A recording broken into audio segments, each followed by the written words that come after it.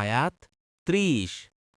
أولم يروا الذين كفروا أن السماوات والأرض كانتا رتقا ففتقناهما وجعلنا من الماء كل شيء حي أفلا يؤمنون অনুবাদ যারা কুফরি করে তারা কি দেখে না যে আসমানসমূহ ও জমিন মিশেছিল ওতপ্রোতভাবে, তারপর আমরা উভয়কে পৃথক করে দিলাম এবং প্রাণবান সব কিছু সৃষ্টি করলাম পানি থেকে, তবু কি তারা ঈমান আনবে না?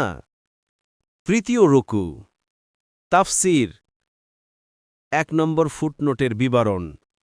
চোখে দেখে জানা হোক কিংবা বুদ্ধি বিবেচনা দ্বারা, কেননা এর পর যে বিষয়বস্তু আসছে তার সম্পর্ক কিছু চোখে দেখার সাথে এবং কিছু ভেবে দেখার সাথে।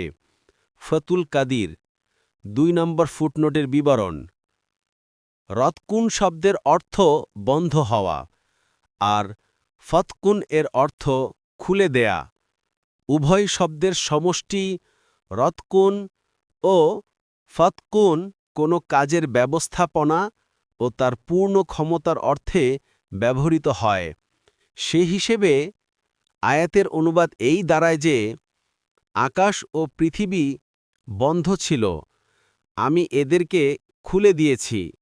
সহি সনদে ইবনে আব্বাস রাদিয়াল্লাহু আনহুমা থেকে বর্ণিত হয়েছে যে তিনি বলেছেন, এর অর্থ হচ্ছে আসমান ও জমিন পরস্পর মিলিত ছিল, তারপর আমরা উভয়কে পৃথকীকরণ করেছি। হাসান ও কাতাদা রাহিমাহুমাল্লাহ বলেন, এতদু ভয়ের মধ্যে বাতাস দ্বারা পৃথকীকরণ করেছেন। ইবনে কাসির, কুরতুবী।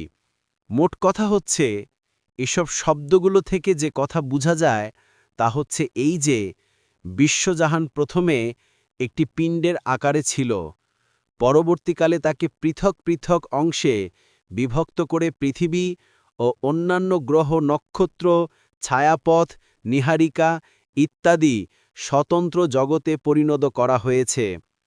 কোনো মুফাসসির বলেন, এখানে বন্ধ হওয়ার অর্থ আকাশের বৃষ্টি, মাটির ফসল বন্ধ হওয়া, এবং খুলে দেয়ার অর্থ এতুদু ভয়কে খুলে দেয়া। তখন এ আয়াতের অর্থে আরও এসেছে শপথ আসমানের, যা ধারণ করে বৃষ্টি, এবং শপথ জমিনের, যা বিদীর্ণ হয়। সূরা আত-তারিক 11-12 নং আয়াত। 3 নম্বর ফুটনোটের বিবরণ। অর্থাৎ প্রত্যেক প্রাণীর সৃজনে পানির অবশ্যই প্রভাব আছে। এসব বস্তু সৃজন, আবিষ্কার ও ক্রমবিকাশে পানির প্রভাব অপরিসীম। আবু হুরায়রা রাদিয়াল্লাহু আনহু বলেন, আমি রাসূলুল্লাহ সাল্লাল্লাহু আলাইহি ওয়াসাল্লামের কাছে আরজ করলাম, ইয়া রাসূল আল্লাহ, আমি যখন আপনার সাথে সাক্ষাৎ করি তখন আমার অন্তর প্রফুল্ল এবং চক্ষু শীতল হয়। আপনি আমাকে প্রত্যেক বস্তু সৃজন সম্পর্কে তথ্য বলে দিন।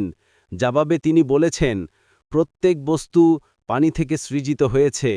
মুসনাদে আহমাদ 2 ভাগের 295 নম্বর পৃষ্ঠায়।